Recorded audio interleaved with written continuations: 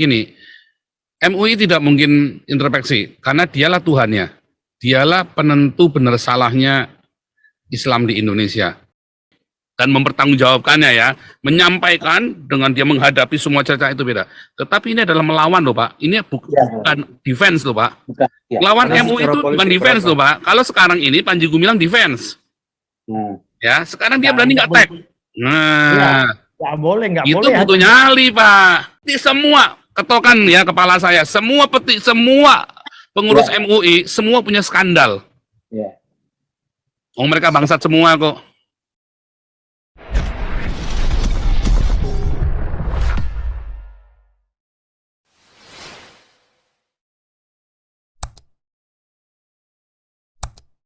Enggak. Oke, kita lanjut dulu deh. iPhone. Halo, salam Pak Paul. Ya, salam. Ya, salam. Saya mungkin agak lebih singkat aja ya.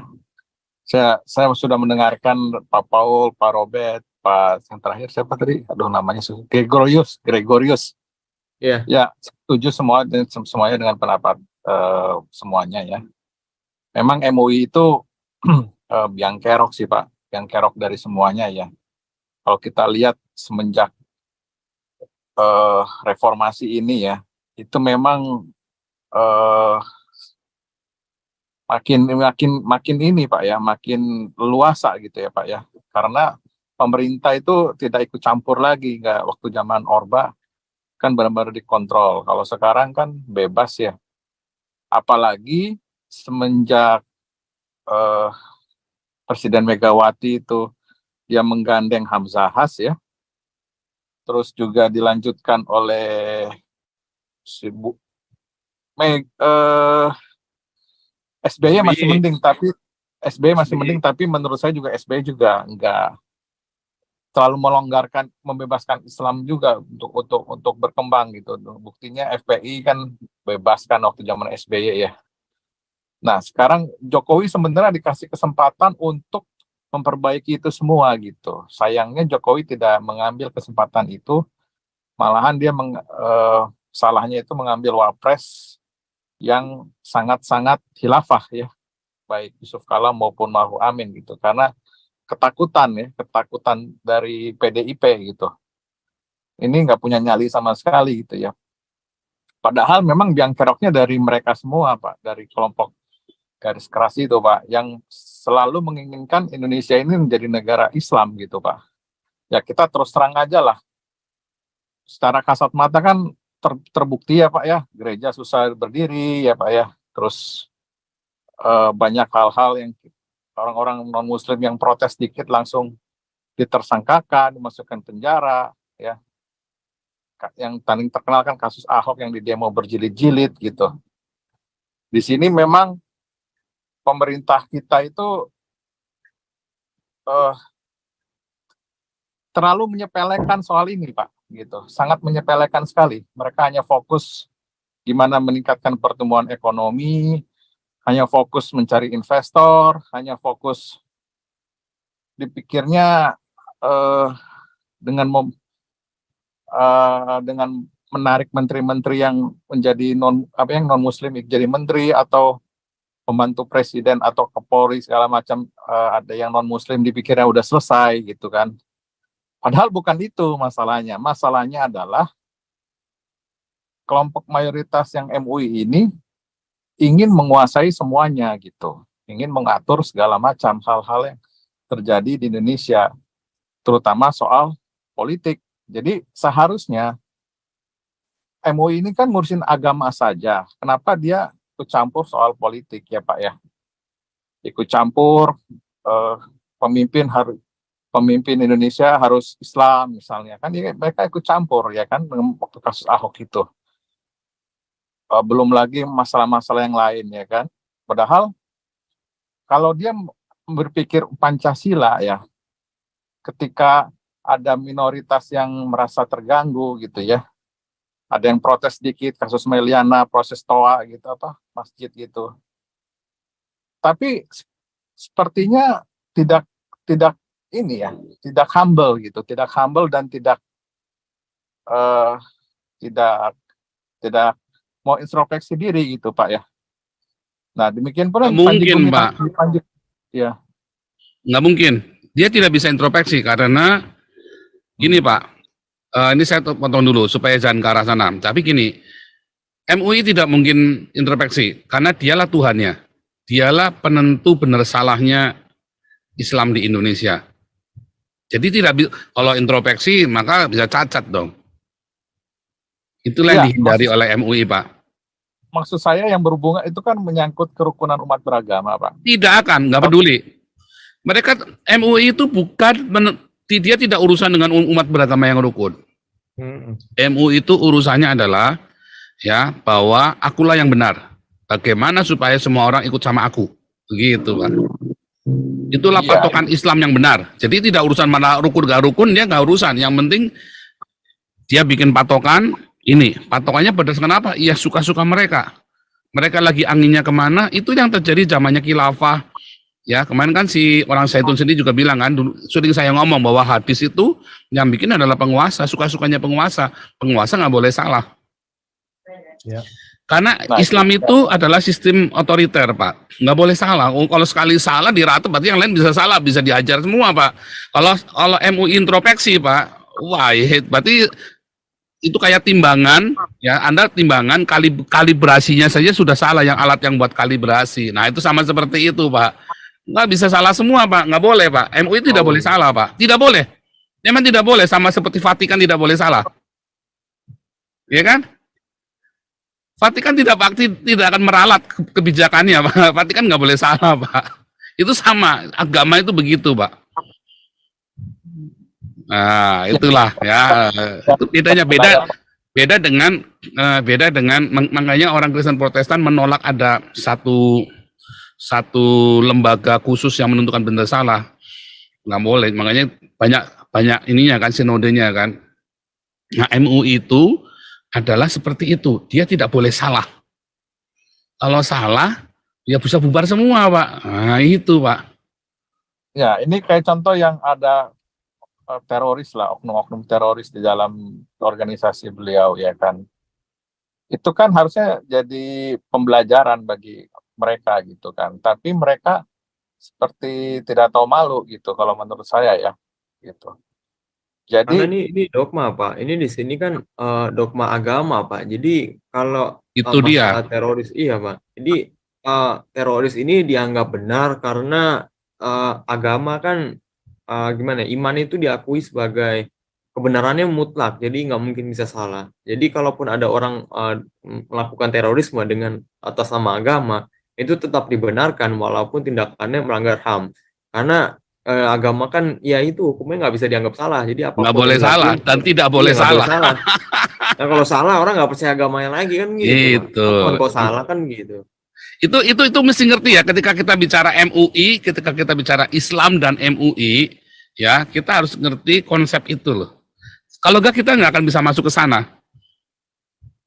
Itu yang banyak orang nggak ngerti ya. Ini makanya hari ini ya saya buka. Itu banyak orang nggak ngerti. Itu saya ngerti sejak saya kuliah S1. Ya, kumpulannya saya itu ya sama Arif Budiman, Jos Adi Condro, Ariel, sama masing-masing mereka ya. Saya itu baru mengerti itu loh ya, konsep di dalam MUI, di dalam agama itu ya, bahwa MUI tidak boleh salah. Itu benerannya. Itu benerannya, Anda baru tahu kan? Jadi MUI nggak ada kata introspeksi, itu nggak ada. Mana ada coba? Ya mohon sekiranya MUI introspeksi, nggak akan pemerintah berani ngomong begitu. Nggak akan pemerintah berani ngomong begitu. Nggak boleh, Pak. Indonesia tidak akan pernah menjadi negara maju, Pak. Indonesia malahan itu cerita lain Indonesia itu. Ketolong dengan sumber daya alamnya saja, Pak. Kalau sumber daya alamnya tidak ada, Indonesia udah kayak Taliban atau mungkin Afghanistan atau kayak Suriah, Pak. Yang udah Irak udah porak-poranda seperti itu, saya yakin, Pak. Gitu sih, Pak. Kalau Indonesia masih didrive oleh MUI, di mana pemerintahnya juga penakut, ya kan, apa-apa harus mengikuti syariat. Ya bubar, itu tadi Pak, bubar Pak, makanya tadi benar, MUI bubar, kalau enggak 2024 Indonesia yang bubar tuh. Sekarang coba Anda pikir ya, Wapres ini sekarang 2 minggu ngapain tuh di sana, di Papua? Itu Wapres itu tiap hari pakai sarung ngapain itu, Pak? Kalau Wapres mah tiap hari pakai sarung karena sunat tiap hari. Enggak, ini sekarang Wapres ini sekarang di Papua lagi ngapain? Pada mikir nggak tuh Wapres 2 minggu di Papua ngapain? Ya mungkin sunat, Pak. Bukan. Itu jahatnya Maruf Amin itu. Itu orang tidak memantau kegiatan dia itu. Tiap Ingin hari dia mengislamkan di Papua, Papua, dia keruk itu emas-emas di Papua dan dia adu domba tuh orang-orang Papua biar bunuh-bunuhan. Ya, memang Nah, itulah. begitu, Pak. Kerjaan. Makanya diambil alih Papua sama dia. Dia minta Jokowi supaya lepasin urusan Papua, kasih ke dia yang ngurusin. Karena berebut kekuasaan, Pak, dia, Pak. Karena si Maruf Amin ini dia mau kuasain Papua, dia mau kuasain emasnya, rakyatnya mau semua sama dia. Nah, itu dia, Pak. Serius Iya. ya, ini info A1, jangan ngomong enggak. Siapa boleh ngadep ke saya sini kalau nggak terima? Ya benar. Ini info A1 ini. Ya agree. Saya nggak main-main ya. Ini info A1 nih. Wapres ini di Ya. Papua ini dia mau genosida itu Papua. Ya, Pasti sudah. diambil buat dia, buat Islam, buat MUI itu. Kalau Ya. Karena kan kalau memang menurut dari saya, dulu selalu begitu, Pak. Kalau negara kita bisa memisahkan antara agama dengan politik yang benar sesuai dengan ajaran Pancasila, kita sudah maju, Pak. Nyataannya kan masih mau berkuasa itu tokoh-tokoh agama Benar. sampai hari ini. Ya, Maruf Amin Nah, dan itu teman-teman. makanya kan kalau menurut saya, Pak, sekarang ini satu-satunya jalan ya Jokowi harus take over semuanya. Jokowi harus cawe-cawe. Dani nggak dalam punya nyali Nggak nggak? bisa, Pak. soal Kalau Jokowi soal take agama over, ini, Pak. elektabilitasnya turun, Pak. Itu Makanya saya punya bilang. nyali nggak? soal- Nah, itu aja pertanyaan punya. Kalau punya nyali seharusnya kan Jokowi nggak mungkin dipilih ketiga. Ya. Kalau Tapi dia kan punya ada Ganjar, Pak. nyali, Jokowi seharusnya dia taruhan sekarang, jeder, udah kan? Cuman kesalahan Jokowi, dia bikin dinasti. Nah, itu dia, Pak. Anaknya ada di politik juga, dia mesti jaga anaknya. Itu repotnya. Kalau Gus Dur enggak, anaknya nggak ada yang masuk. Makanya Gus Dur habis-habisan jeder. Jadi itu. Sekali lagi ada orang kayak Gus Dur di Indonesia, makmur Indonesia. Ya, Panji Gumilang, Pak, Gus Durnya, Pak. Nah, ya Gus itu. Dur baru ya Panji Gumilang. Ya, Panji Gumilang. Panji Gumilang Ya, sama Buya Sakur. Kalau menurut saya, ya kan, salah satu cara mungkin sekarang ini ya reshuffle itu si Mahfud MD, Pak. Ganti Muldoko. Ya stop itu kriminalisasi ke Panji Gumilang. Ya nggak bisa, susah. Kalau nggak kan kita itu kan bukan wewenang kita. Yang paling mungkin kita bikin gimana caranya kita dukung Al Zaitun supaya bikin ruwet MUI dibubarkan. Itu yang paling itu lebih mungkin daripada ganti Muldoko, gantikan si Iya, Mahfud ganti Muldoko. Bagaimana kita dukung Al Zaitun supaya dia kubrak itu ya dengan segenap kekuatannya dia ya seperti perang itu tadi, perang Badar itu, kalau dia perang tawuran bener habis-habisan kayak perang itu puputan di Bali. Berani nggak tuh Panji Gumilang puputan di Bali gitu? Kalau suara kita doang, Pak Paul, kurang cukup kuat, Pak Paul. Ya udah tahu. Pokoknya Harus ada pesan ini kembali. supaya nyampe. Sebab yang berani ngambil keputusan. Pokoknya kalau sampai terjadi begitu, saya sih berharap Galarua bisa dengan segenap kekuatan apa segala macam. Ya, saya bilang ya, ini channel ini akan kita gunakan buat dukung Panji Gumilang. Kalau Panji Karena Gumilang berani Pak puputan Paul. Bali itu ya, berani puputan Bali begitu habis-habisan ngelawan MUI, wah kita akan dukung terus tuh. Kita akan suarakan Pak terus. Paul, suka nggak suka, saya perhatikan sekarang, yang Panji Gumilang itu tidak ada partai politik atau organisasi lain yang mendukung beliau gitu loh, Pak Paul. Nah, ini Tapi mungkin. jangan salah, Pak. Panji Gumilang belakangnya banyak politikus, Pak. Ya, Dia jadi kan- begini, dia memang tidak punya partai politik, gitu, tapi ini kan bisa jadi presiden. Cuman Ini bisa jadi presiden di Indonesia, bagaimana seseorang yang tidak punya partai politik, dia menggunakan partai-partai politik dan channel-channelnya untuk perang puputan, ngelawan MUI yang sudah menjadi, MUI ini kan sudah menjadi pemerintahnya Indonesia. Berani enggak? Punya nyali, itu yang penting punya nyali enggak si Panji Gumilang ini? Oh, dia bisa hilang semuanya, salah-salah dia bisa dihukum mati loh. Ya, benar. Pak. Serius. Kalau saya sudah seusia Panji Gumilang, oh saya kan habis-habisan. Ya, konfrontasi, Pak. Iya. Sekarang usia saya segini saja dengan cuman saya ini siapa sih? Saya saja udah bikin ruwet Indonesia kok. Bikin ruwet Wapres kok. Apalagi saya punya dana sebanyak Panji Gumilang, bisa kelar itu Indonesia. Kalau saya jadi Panji Gumilang, saya bikin kelar itu MUI. Habis-habisan saya mati atau kamu mati, udah begitu aja. Saya melihat Panji Gumilang itu cukup berani, Pak, ya. Dengan menyatakan bahwa MUI tidak berakhlak itu sesuatu keberanian dari seorang pemimpin. Beda, Pak. Menyampaikan sesuatu itu butuh nyali. Dan mempertanggungjawabkannya ya. Menyampaikan dengan dia menghadapi semua cerita itu beda. Tetapi ini adalah melawan loh, Pak. Ini bukan defense loh, Pak. Bukan, ya. Lawan Karena MUI secara itu bukan politik defense berapa? loh, Pak. Kalau sekarang ini Panji Gumilang defense.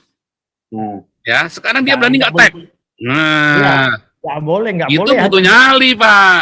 Iya, Pak. Nggak Nah, boleh justru hanya yang itu defense, berat, Pak. Karena kalau kita defense, nggak akan kita bisa memberikan sesuatu apa kita kuat atau tidak. Jadi mesti ofensif juga. Jadi maksud saya dengan menyerang MUI itu adalah tindakan ofensif, Pak. Jadi bukan hanya defense. Nggak bisa cuma defense. Sekarang Panji Gumilang defense statusnya, Pak.